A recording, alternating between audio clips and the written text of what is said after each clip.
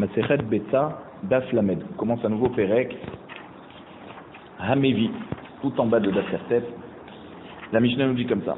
Hamevi Kadeyain Mimakom les Makom. Celui qui a l'habitude, celui qui veut porter des cruches de vin pendant Yom Tov, d'un endroit à un autre endroit, c'est-à-dire en dehors de la maison. Bien sûr, ces deux endroits sont à l'intérieur du troum dans lequel on a le droit de se déplacer. Lo yeviem, il n'a pas le droit de les amener bessal ou bekoupa.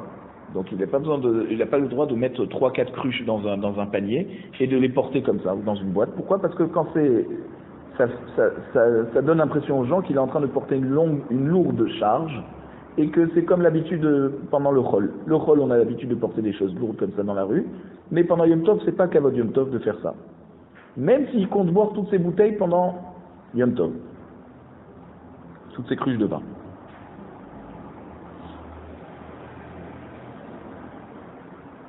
Aval mevihu al ketefo ou les fanav.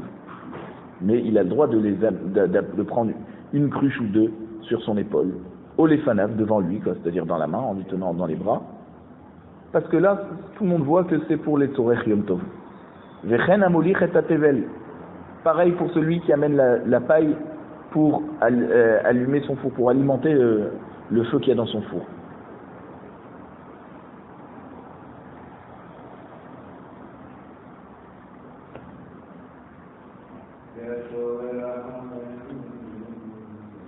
Alors lui, on dit Lo yapshi la takupa la chorav. Il ne doit pas lever la coupa, c'est-à-dire on va dire le réceptacle, d'accord, une grande boîte, la grande caisse, on va dire, où la paille est posée dedans. La chorav, il n'a pas le droit de prendre comme ça derrière lui, parce que c'est comme si qu'il compte faire une grande melacha, c'est-à-dire où amener cette paille plus loin que le troum, d'accord, comme on a l'habitude en semaine de marcher beaucoup. Aval mevia ou beyado. Par contre, il a le droit de la prendre, cette caisse, dans la main, parce que tout le monde va comprendre que c'est pour Yom Tov.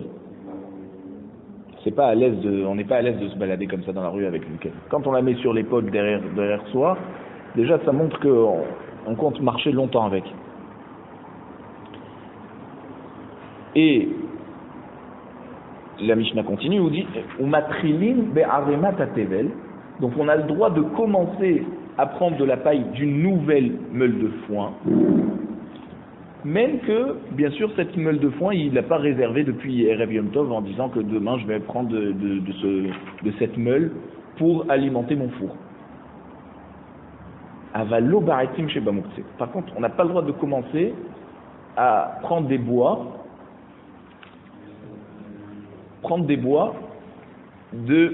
qui sont dans le mouktsé. C'est quoi le mouktsé? Le mouktsé, c'était, en général, les maisons à l'époque, elles étaient faites avec une cour, la maison, et derrière la maison, il y avait comme une sorte d'arrière-boutique, ou un petit hangar derrière la maison, dans lequel on mettait tous les bois qu'on avait besoin pour l'hiver, par exemple. Donc c'est du bois que tu vas mettre là-bas pour qu'il tienne longtemps là-bas.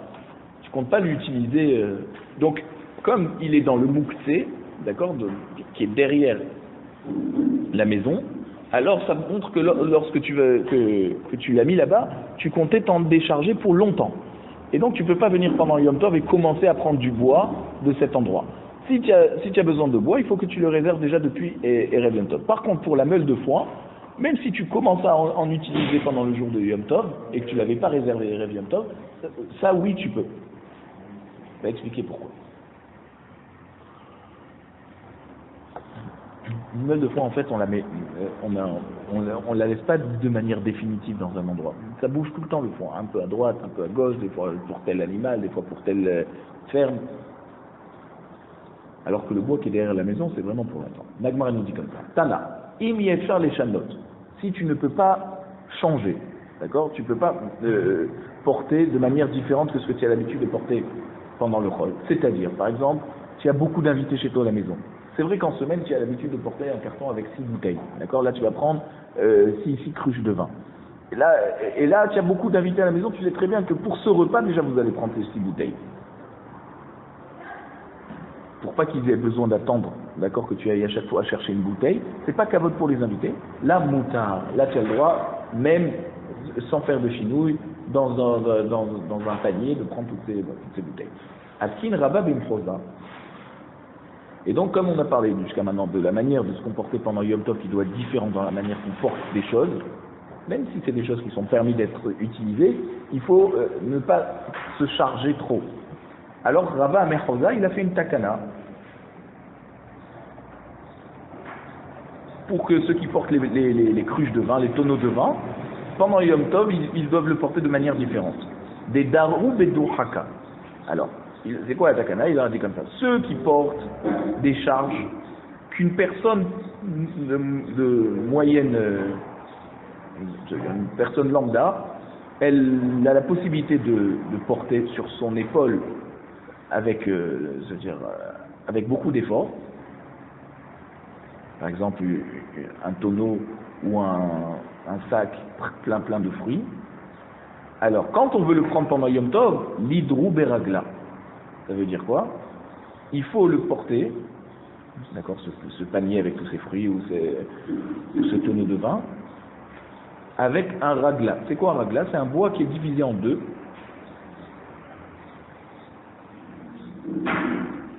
Et donc aux extrémités, il y a donc c'est un bois qui est divisé en deux, et comme il va y avoir les anses qui vont s'accrocher sur les deux côtés du bois, donc lui il va porter juste le bois comme ça derrière son dos.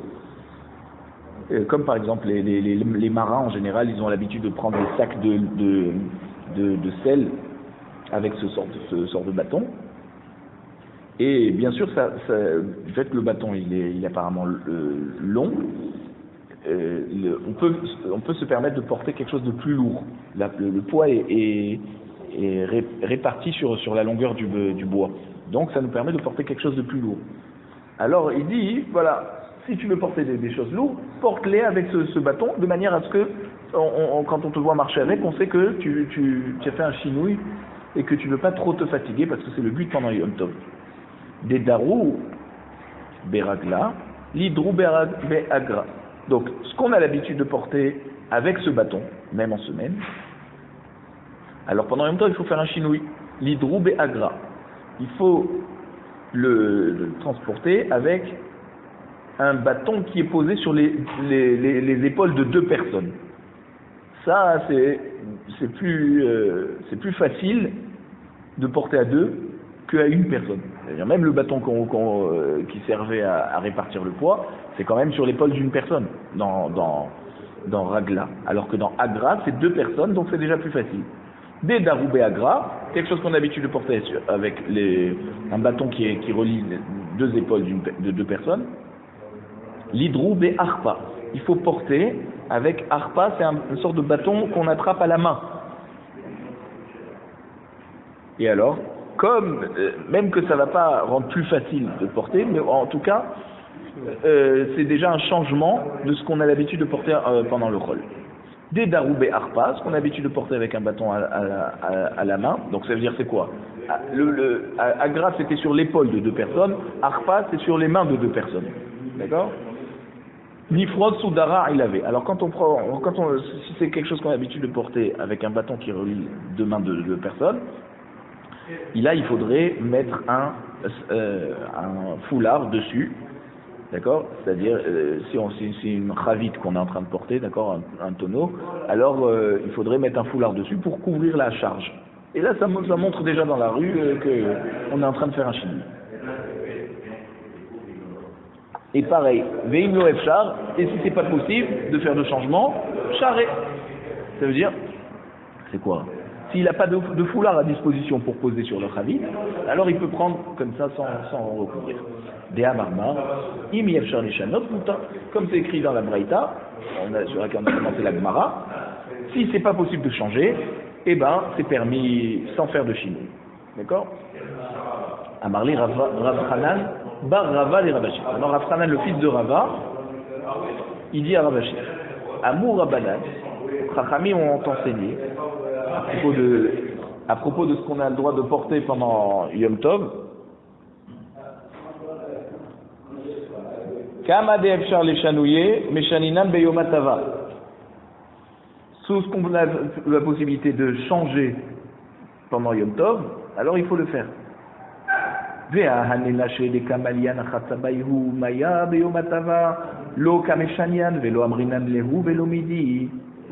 Voici ces femmes qui ont l'habitude de remplir,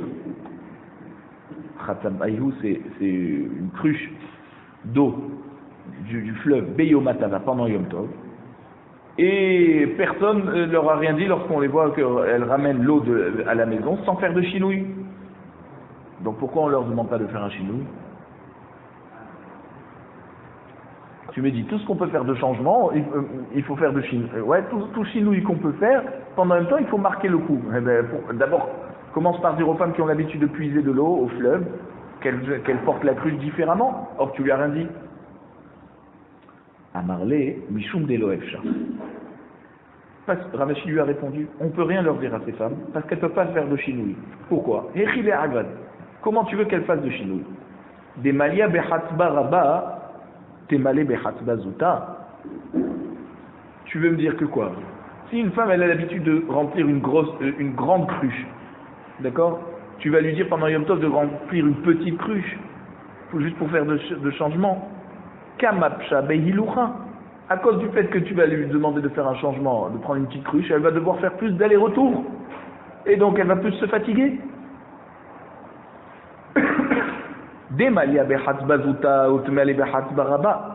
Si tu me dis, bon, si elle a l'habitude de prendre une petite cruche, alors prends dans une plus grande cruche, elle va se fatiguer en portant quelque chose de plus lourd. Si tu veux me dire, alors elle a qu'à couvrir la cruche avec un couvercle en bois, d'accord, un sort de couvercle adapté à la cruche. Zimdim denafil ve'atele atouye. Si tu lui dis de couvrir ce petit couvercle, on risque de craindre qu'il va tomber et qu'elle va aller chercher pour le récupérer, et c'est chez l'olé de Sorer. C'est pas quelque chose qu'on a besoin. Elle devrait le laisser par terre. C'est pas quelque chose c'est pas quelque chose qu'elle a vraiment besoin. C'est sa cruche d'eau qu'elle a besoin. Ce couvert que tu lui demanderais de mettre pendant Yom Tov pour faire un chinouille, s'il tombe, elle va le porter pour rien. Si tu veux me dire tik teré, alors elle a qu'à l'attacher et rêve Yom Tov, comme ça il tombe pas, mais il faut qu'elle mette quand même un couvercle pour marquer la différence. Zimim des mifsik ve'atelemik teré. Peut-être que le nœud il va s'arracher, il va se défaire, et encore une fois, elle va l'attacher avec un nœud plus fort. Et on n'a pas le droit d'attacher pour rien pendant Yom Tov. Si tu veux me dire, Tifros ou Dara il avait, alors elle a qu'à mettre juste un foulard sur la cruche, comme ça elle marque la différence. Zimdim des mitmish, bemaya. Des fois peut-être le soudar, le foulard, il va se mouiller avec l'eau. Ve'ateli des srita. Et elle va vouloir l'essorer en arrivant chez elle à la maison. Et elle va essorer. Et c'est interdit pendant Yom Tov. Il karlo efshar. Donc c'est pour ça qu'il n'y a aucun changement à lui demander de faire, parce qu'il n'y a aucune possibilité de faire de changement. Laisse-la porter la cruche d'eau comme elle a l'habitude de le faire pendant le chol. Amarle Rava bar Chanin et Abaye. Donc Rava, le fils de Rav Chanin, il dit à Abaye. Tnan, voici qu'on a une Mishnah, on va voir dans Daf Lamed Vav, qui nous dit En metaprim. Ça veut dire on n'a pas le droit de taper des mains, d'applaudir. Ve'en mesapkin, ve'en merakdin. Mesapkin, c'est taper de la main sur la cuisse. D'accord? Ni danser, merakdim, on n'a pas le droit de danser pendant Yom Tov. Pourquoi? Parce que on risque d'être tellement entraîné qu'on risque de prendre un instrument de musique pour s'accompagner encore plus. Mais donc il demande Rafranin à Abaye, Rafranin il dit à Abaye, mais on a vu à notre époque que il y a des femmes qui font ça. Vélo amrina néo, vélo midi. On n'a jamais vu qu'on leur a fait de réflexion aux femmes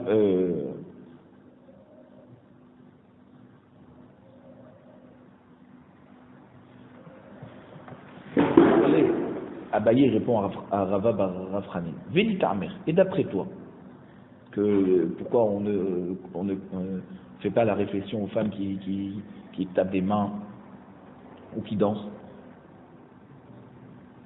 Hade Amar Rava lo leti vini shapuma de lehya. Qu'un homme, voici que Rava a enseigné, qu'un homme n'a pas le droit de s'asseoir proche d'un lechi. Lechi, c'est ce fameux linteau qu'on mettait, un petit poteau qu'on mettait à l'entrée d'une impasse pour pouvoir se porter à l'intérieur pendant Shabbat. Pourquoi on n'a pas le droit de mettre une personne à l'endroit où on place le poteau? Tilma migandar le haifet ve'atele atouye arba amot birshut arabim. Parce que peut-être il y a un objet qui va tomber de sa main, et il va sortir du lechi, d'accord? Et comme l'impasse elle n'est pas couverte, d'accord, on ne voit pas réellement la délimitation, où c'est que ça commence le Reshut Harabim, il risque d'aller le récupérer alors que l'objet a déjà roulé vers le Reshut Harabim. D'accord? Et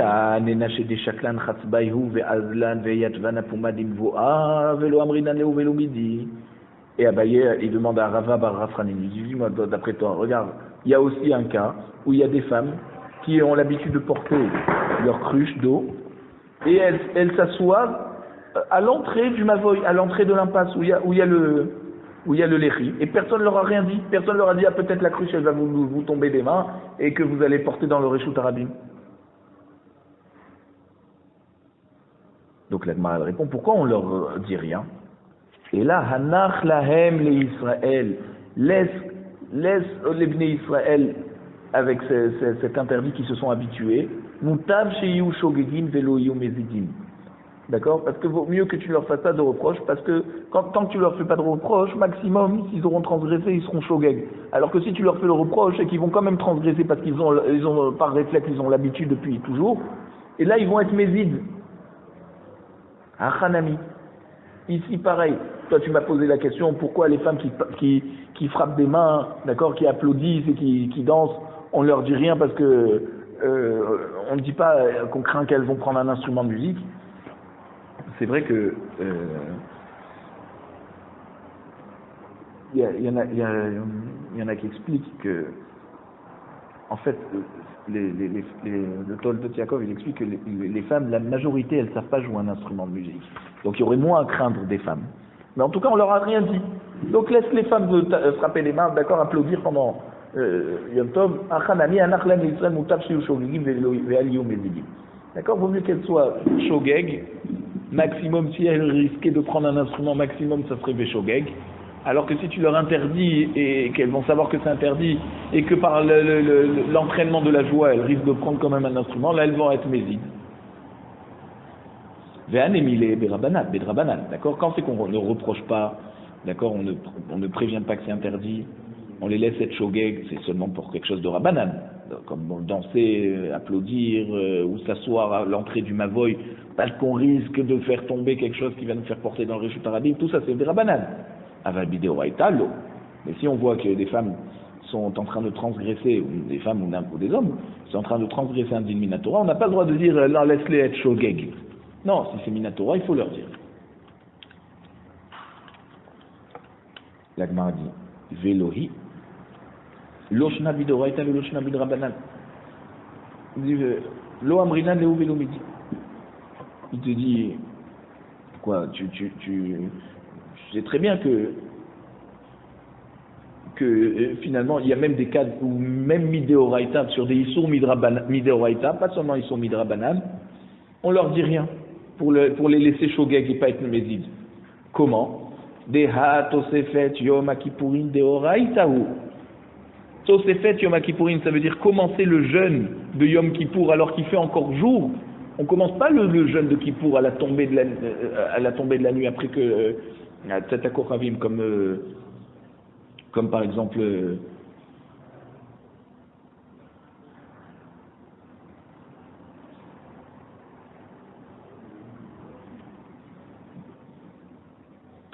par exemple Le Homer, par exemple, ouais, exactement. Le Homer, c'est à la tombée de la nuit.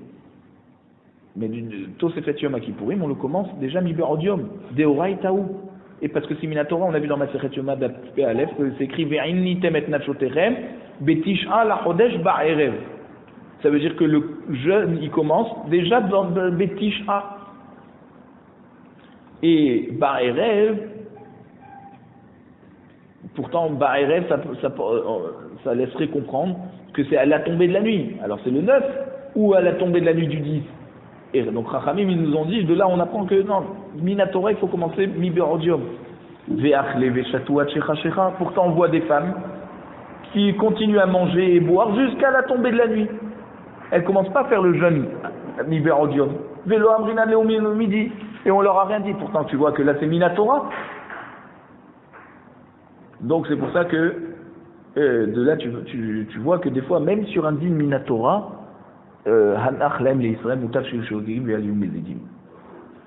alors on reprend notre Mishnah. On a dit dans la Mishnah, on a le droit de commencer à utiliser une meule de foin, d'accord, pour prendre un petit peu de quoi alimenter son four, même qu'il n'a pas réservé cette meule et Rev Yom Tov pour l'utiliser pendant Yom Tov. Amar Rav Kahana Zot Omeret Matrilin Ba'otzar Techila.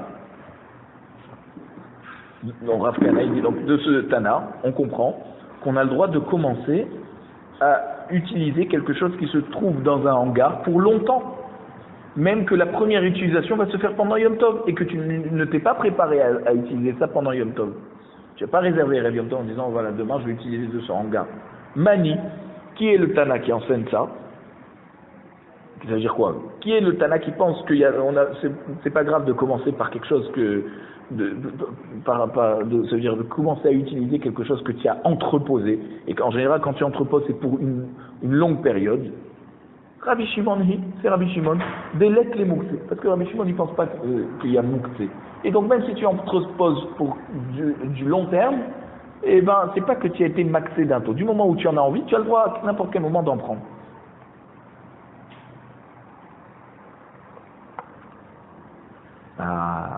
Sefa, Emma Sefa. Regarde, la Sefa nous dit Avalo Ba'etim Sheba Moukse.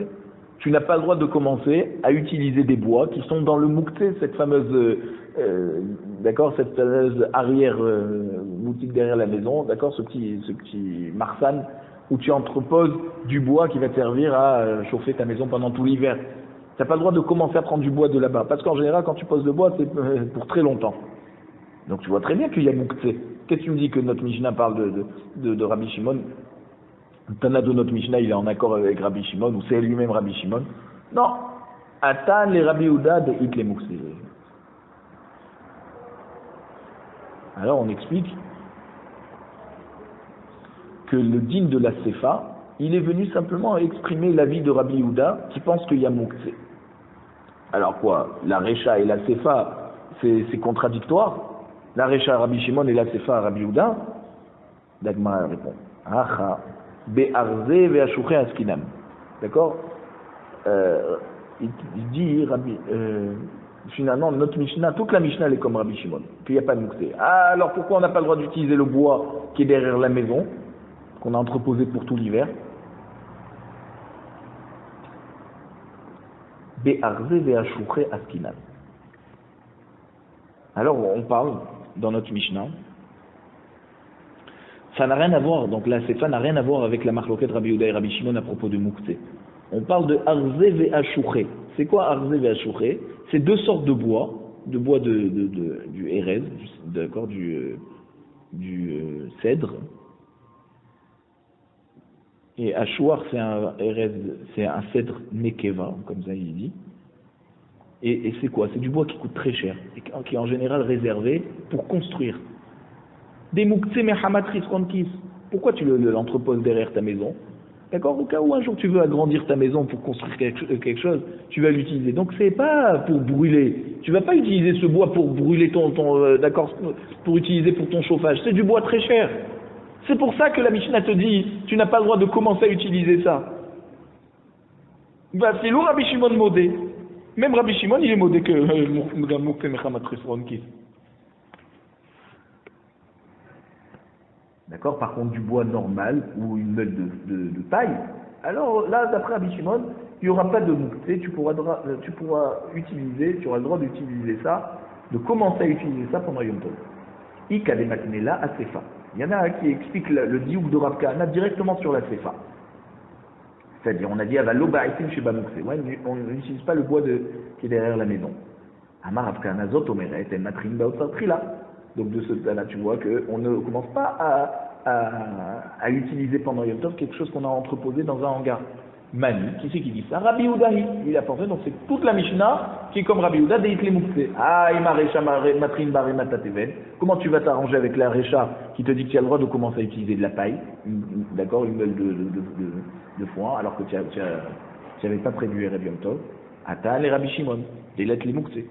Donc tu veux me dire alors que la Recha est venue nous amener l'avis de Rabbi Shimon qui te dit qu'il n'y a pas Mukse. Alors comment c'est possible Recha, Sefa qui se contredisent? Atam betivna saria. Tivna saria, ha hazil etina de itbe kotsim. Je te dis, pourquoi dans la Recha on a permis d'utiliser de la paille, alors que tu me dis que toute la Mishnah elle parle de Rabbi Yehuda qui dit qu'il y a Mukse. Comment, même d'après Rabbi Yehuda c'est permis? Parce que là-bas on parle de Tivna saria. C'est quoi? C'est de la paille qui a pourri et qui est plus mangeable par les animaux. À quoi elle sert maintenant? Elle sert juste à être rentrer dans le four pour maintenir le feu dans le four. C'est ça, hasaka. C'est plus mangeable. Donc, il ne la garde plus pour longtemps. Et donc là, même Rabbi Yehuda, il est d'accord que même qu'il n'a pas réservé cette paille depuis Erev Yom Tov, du fait que maintenant elle a pourri, Tivna Saria, cette paille qui a pourri, elle sert à Chazil et Tit. Alors 2 secondes. La Gemara dit, tu veux me dire que juste la paille qui a pourri, alors Rabbi Yehuda il est modé que ça sert à rien, comme ça sert à rien alors tu as le droit d'utiliser pendant Yom Tov pour alimenter ton feu. Et Tivna Saria Achazil et Tina, cette paille qui a pourri, elle peut servir à faire du ciment. Donc ça te sert bien à quelque chose qui est interdit pendant Yom Tov. Pourquoi tu dirais pas laisse-la de côté et ne l'utilise pas parce que son utilisation c'est une utilisation interdite pendant Yom Tov. Peut-être que donc puisqu'elle sert à faire du ciment, elle ne devrait pas être permise pour être utilisée en tant que paille qui va alimenter le four. La Gemara répond des itbe kotsi. Je dis non. Là-bas c'est une paille qui a pourri et qui en plus de ça, elle a des ronces, des pics. Et pour faire le ciment, tu prends la paille, tu la mélanges avec les mains, avec de l'eau, comme ça, pour en faire une pâte. Or, s'il y a des ronces, tu vas te faire mal. Donc, tu peux même pas l'utiliser pour faire du ciment. Et donc, puisqu'il te reste qu'à l'utiliser pour du feu, pour alimenter ton feu, c'est pour ça que même Rabbi Yehuda qui pense qu'il y a Mukse, il va te dire, il n'y a pas de problème.